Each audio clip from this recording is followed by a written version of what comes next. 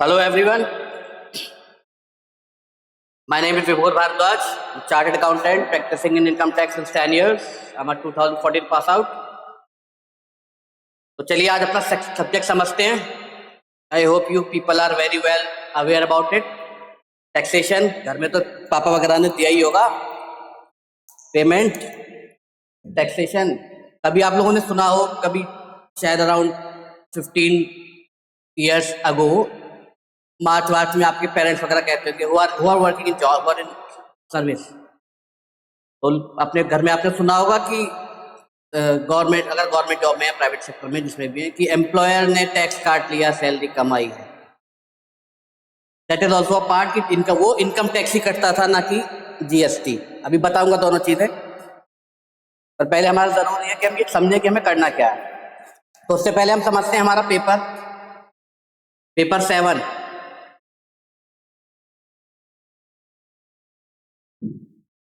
Name taxation. It has 2 parts. Paper 100 number का ही है. Part देख के मत सोचना कि कहीं इसमें डिवाइड हो जाएगा. 2 ही हैं. One is IDT containing GST, customs, excise भी होता है बट एक्साइज इसमें नहीं है. ठीक है, क्योंकि जीएसटी एक्साइज का मेजर पोर्शन जीएसटी में कवर हो चुका है. जीएसटी वाली क्लास में वैसे अलग से भी देख लेंगे, मैं पढ़ाता हूँ या आप किसी और से पढ़ना पसंद करेंगे, आपकी चॉइस है. बट जीएसटी के बारे में बस इतना बता देता हूँ कि जब जीएसटी आया था बेटा, तो 18 तरह के टैक्सेशन जो थे इसमें सब्स्यूम हुए थे. इसमें से एक एक्साइज भी था. लेकिन मेरी बात याद रखना, सिर्फ नॉलेज पर्पज से बता देता हूँ आपको कि जीएसटी में जो एक्साइज वाला पोर्शन था वो सब्स्यूम होने के बाद भी 2 प्रोडक्ट ऐसे हैं जिसपे एक्साइज आज भी लग रही है. One is petroleum and second one is liquor. Liquor मतलब शराब जी, दारू, पौवा खंबा व्हाटएवर. तो इसकी वर्थ 50% यानी 50 नंबर, और इसकी वर्थ है 50%, that is 50 marks of course इधर भी. और इसका नाम है इनकम टैक्स. बेटा बात बताता हूं, इन दोनों में अगर आप बात करेंगे ओवरऑल कोर्सेज की, कॉन्सेप्ट की, तो शायद इनकम टैक्स आपको हार्ड लगेगा.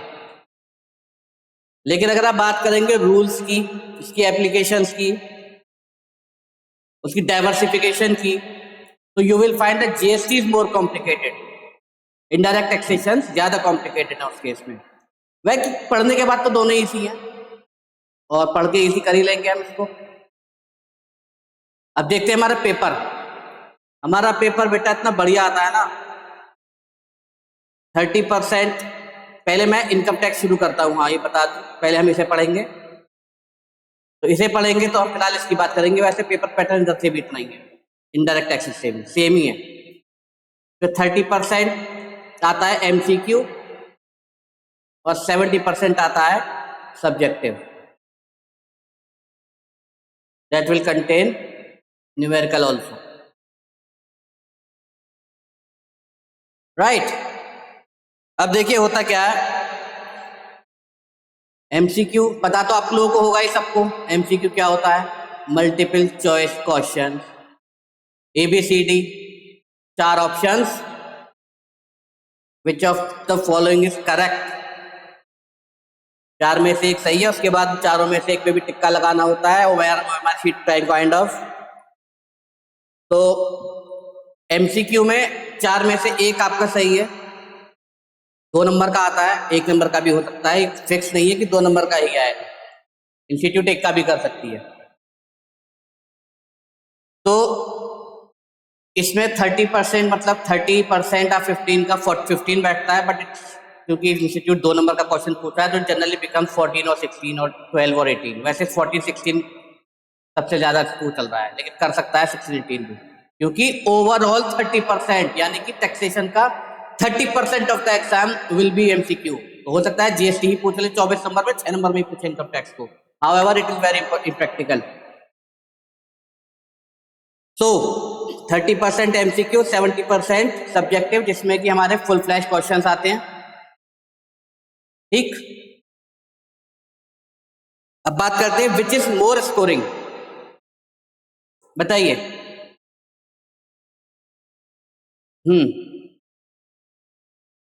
है कोई?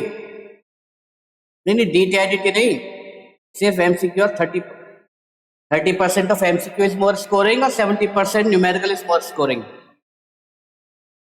Correct, depends on your knowledge.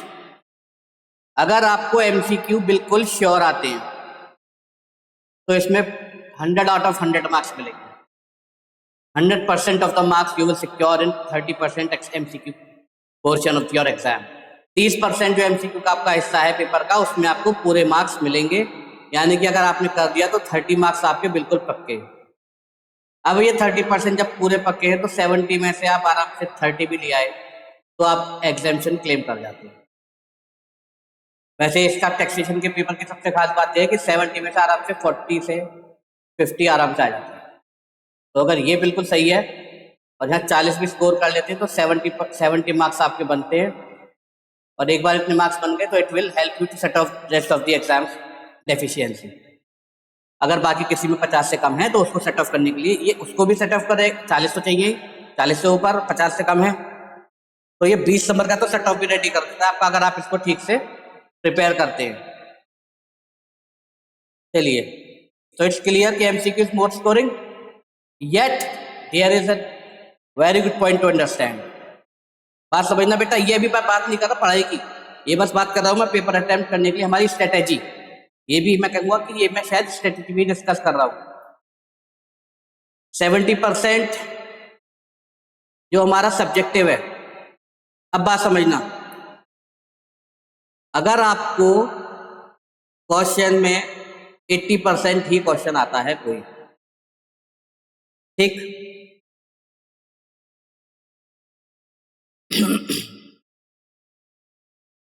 और आपने वो अटेम्प्ट किया, या लेटर से आपका एक क्वेश्चन है और आपने जब वो अटेम्प्ट किया, लेटर से कि भाई 14 मार्क्स के आपके क्वेश्चन में से आपने वो अटेम्प्ट किया, आपका आंसर गलत हो गया, बाकी सही है, सिर्फ छोटी सी कैलकुलेशन मिस्टेक आप मान लीजिए।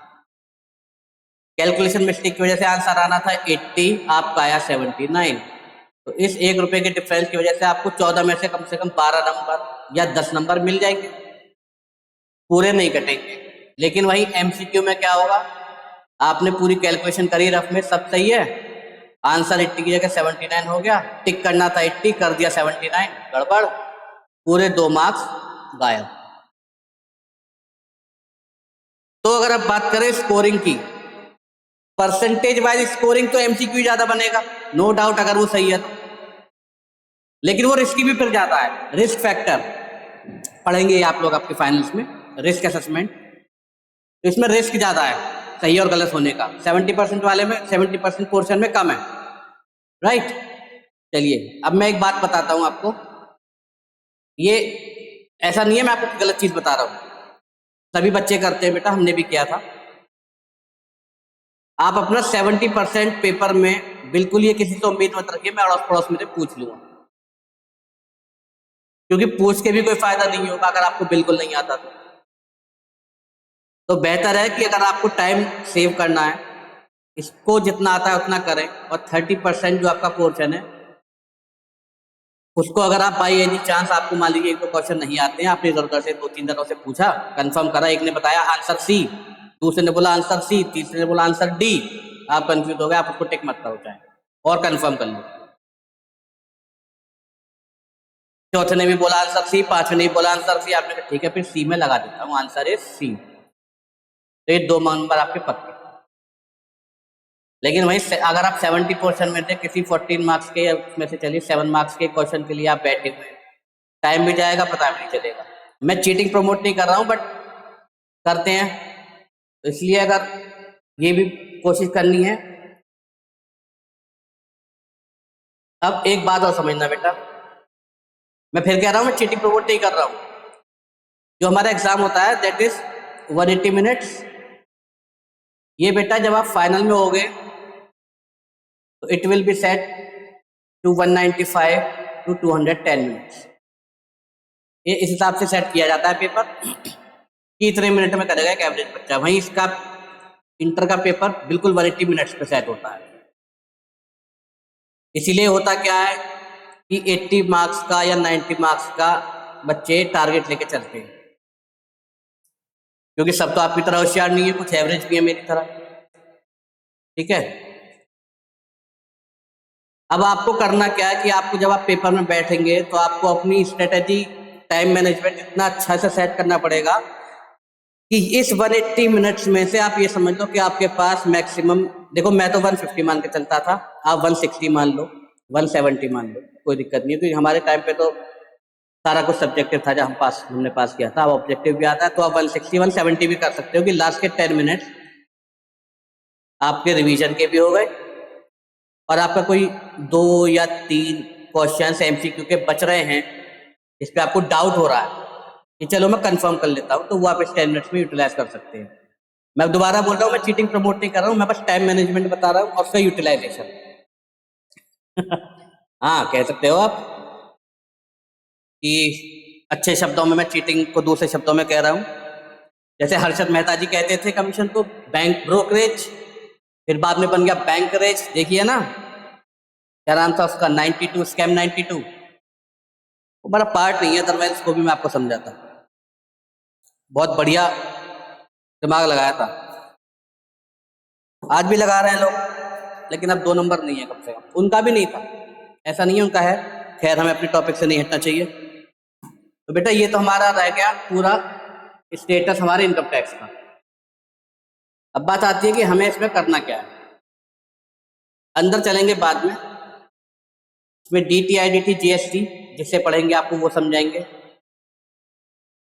अब एक चीज इसमें है, जैसे 50 मार्क्स की DT आती है और 50 मार्क्स की आती है IDT, यानी कि इनकम टैक्स, और यहाँ GST, customs plus rules. Income tax में 1-2 रूल ही होंगे जो आपको पढ़ाए जाएंगे, 1 या 2 रूल कहीं पे आ जाएंगे। यहाँ पे आपको रूल्स भी ज्यादा पढ़ना है। अब देखिए DT इज कैलकुलेटिव, GST में कैलकुलेशन इतनी नहीं होती है। चलिए वो तभी हमसे पढ़िएगा जो भी आपके DT के, जिनसे आप IDT की क्लास लेंगे। But income tax is very calculative. Maths नहीं है, घबराने की जरूरत नहीं है। मैं जानता हूँ कॉमर्स वाले बच्चे मैथ्स से डरते हैं, तो ये मैथ्स तो नहीं है, पर हाँ फिर भी थोड़ी बहुत इसमें कंप्यूटेशंस वगैरह है, न्यूमेरिकल पोर्शन है छोटे छोटे से। मैथ्स वाला पार्ट बिल्कुल नहीं है, बस कॉन्सेप्ट एप्लीकेशन। अब ये पेपर 50 में से आपको कितने ला सकते हो? मैक्सिमम कितने? 50?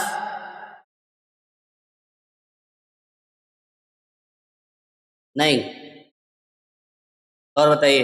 45? 9? 48? नो बेटा, आप इसमें ला सकते हो 55 प्लस मार्क्स सिर्फ DT में। अब सोचो 50 में से 55 मार्क्स लाने के लिए अगर मैं आपसे कह रहा हूं, तो मतलब हमारे लिए कितना इंपॉर्टेंट है कि हम इनकम टैक्स को करके चलें कंट्रोल अच्छे से। जो एग्जाम आता है, एक क्लास में आपको एग्जाम भी दिखा दूंगा, डाउनलोड भी कर सकते हो आप इंस्टीट्यूट की वेबसाइट से। जो आपका एग्जाम आता है बेटा, वो ऐसे बाइफरकेट नहीं आता कि ये DT है या IDT है। वो तो मिक्स आता है दोनों का। क्वेश्चन 1 वो 30% टैक्स में MCQs में निकल जाते हैं। लेटर से क्वेश्चन 2, इसका A B पता चला दोनों ही इनकम टैक्स से आते। क्वेश्चन 3 A B दोनों इनकम टैक्स से आते। क्वेश्चन 4 A B ये भी पता चला दोनों इनकम टैक्स से। क्वेश्चन 5 A B ये भी पता चला इंस्टीट्यूट में जोश में है, दोनों इनकम टैक्स से पूछ लिए कि चलो इनकम टैक्स से पूछ। 6 ए बी दोनों जीएसटी के डाल दिए, या इस 30% के बाद ये है टीटी इनकम टैक्स, ये इनकम टैक्स, ये इनकम टैक्स, इसमें इनकम टैक्स का भी एक प्लस जीएसटी, तो कितने हो गए 14 3 जा 42 प्लस 7 49, 50 नंबर में तो केवल यही हो गए, प्लस 15 नंबर 16 नंबर 14 नंबर का जो भी है वो एमसीक्यूज में भी है। तो हमें मेन फोकस अगर हम इनकम टैक्स पे ही करें क्योंकि इसका कोर्स इजी और लेस है। 5 ही हेड पढ़ने होते हैं बेटा, अभी अंदर बता दूं 5 हेड्स ऑफ इनकम पढ़ने होते हैं बस, उनकी सबकी इनकम को एक जगह करो और टैक्स निकाल दो, इनकम टैक्स इतना ही पूछेगा, वो पूछेगा क्या, और क्या ही पूछ लेगा इनकम टैक्स में, टैक्स निकलवाएगा बस, वही पढ़ना है।